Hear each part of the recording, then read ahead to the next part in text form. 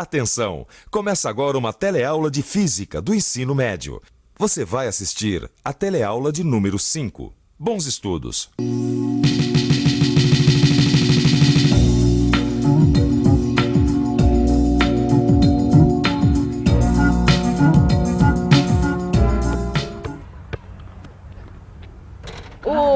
Chua! Mais uma humilhante derrota, hein, João? 21-10. Eu nem gosto de basquete, meu esporte é futebol. Mas saiba que o basquete, além de mostrar o meu talento, vai ajudar a gente a entender um pouco melhor de física. Física? É. O basquete tem a ver com física? Ué, olha, tudo que sobe, desce. Hã? Você sabe por que a bola sobe e desce? Esse é um dos assuntos da nossa teleaula de hoje. Nessa teleaula, você vai ficar conhecendo a aceleração da gravidade, vai aprender o que é o movimento de queda livre e vai aprender a fazer uns cálculos sobre o movimento de subida e descida de um projétil. O que acontece quando a gente joga um objeto para o alto?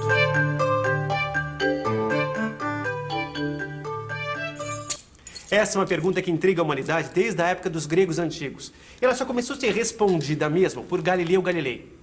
Você já ouviu falar desse famoso físico na nossa primeira teleaula? Galileu criou uma experiência para verificar a queda de dois corpos com massas diferentes. Ele chegou a uma incrível conclusão.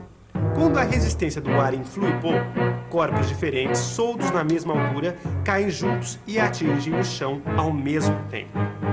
Galileu é conhecido como o pai do método experimental. Esse método revolucionou a história da ciência. O pulo do gato do método experimental foi perceber que criar uma experiência é criar condições para que um fenômeno ocorra. Por exemplo, um amigo meu não acredita que uma bola de aço e uma pena possam cair juntinhas. E podem.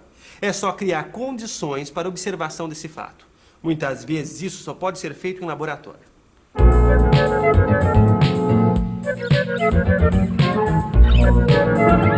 Vamos ao laboratório. Já sabemos que a atmosfera influi no movimento de queda dos objetos. Então, para controlar esse problema, precisamos eliminar a atmosfera. Isso é possível usando o tubo de vácuo. Nossa, o que é isso? É mais uma das maravilhas do método experimental, Rosinha.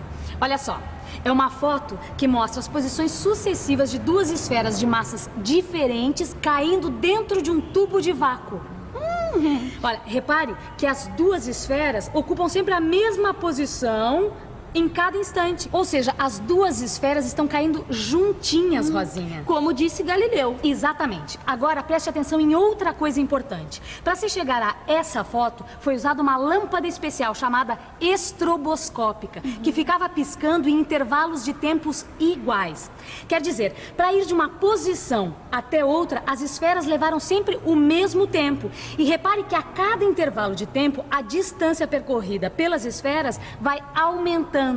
Você consegue dizer o que está acontecendo? Mesmo intervalo de tempo e distâncias cada vez maiores. Vamos pensar um pouco?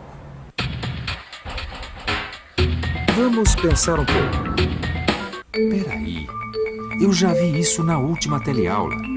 Se os corpos estão percorrendo a cada intervalo de tempo distâncias cada vez maiores, então já sei, a velocidade deles está aumentando. Raciocínio perfeito. A velocidade está aumentando, logo existe uma aceleração. Mas isso é só o começo. Repare nessa foto que ao lado da esfera, Rosinha, tem uma régua. E o intervalo de tempo entre uma posição e outra é de 1 sobre 30 segundos, ou 1/30avos de segundo. Bom, agora nós podemos fazer algumas medidas e fazer uma tabela. Tabela que você vai encontrar no seu livro de estudos. Observando a foto, é possível descobrir a posição em cada instante.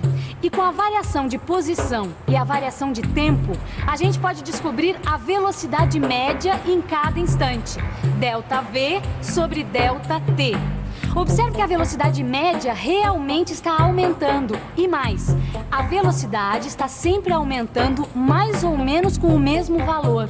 Bom, e para calcular a aceleração é só fazer ΔV sobre ΔT para cada instante. Olha só que interessante.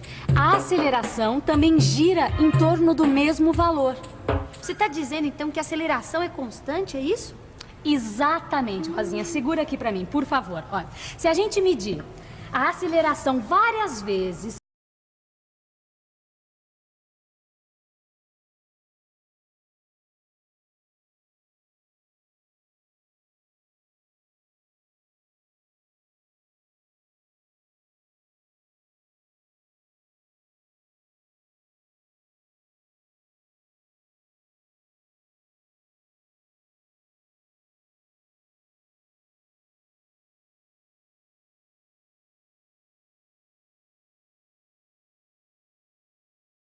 Daqui por diante, a gente vai chamar essa aceleração que faz os objetos caírem dessa maneira de aceleração da gravidade, que será representada pela letra G minúscula.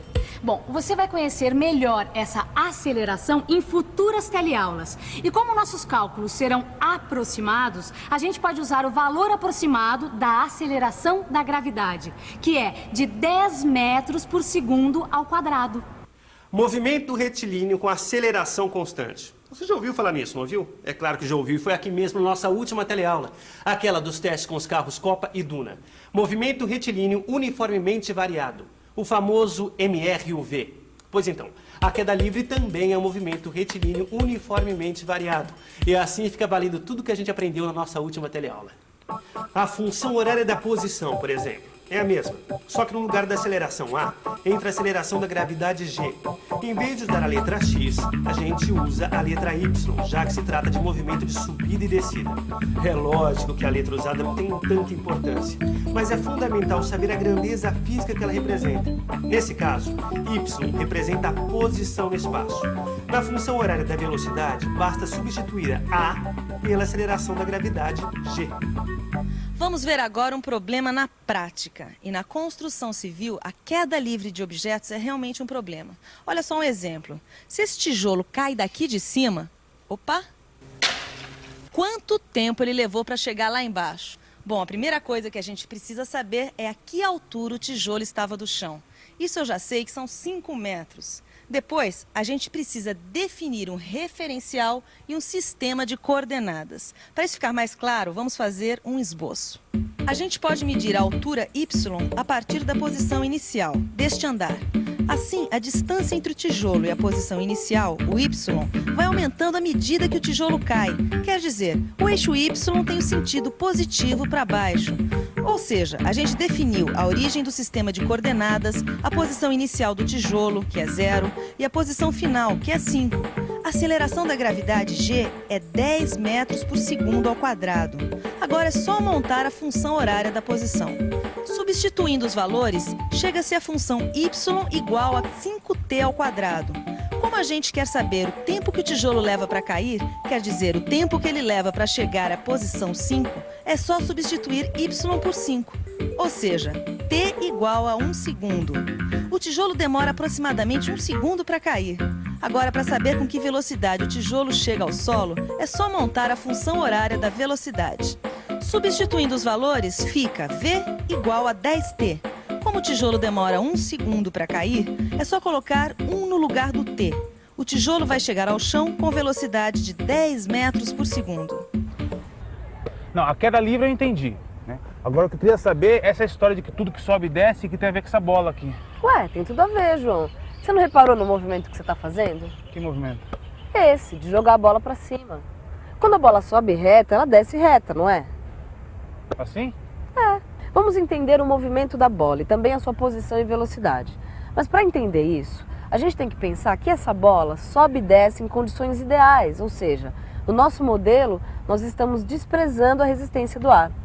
No arremesso de verdade, a altura alcançada e a velocidade da queda são bem menores do que os nossos cálculos, por causa do efeito da resistência do ar. Eu ainda não entendi o que a bola lançada para cima tem a ver com a queda livre. Porque a bola não está sendo abandonada em uma determinada altura. Ao contrário, a bola está sendo lançada para cima com uma velocidade inicial. Isso mesmo.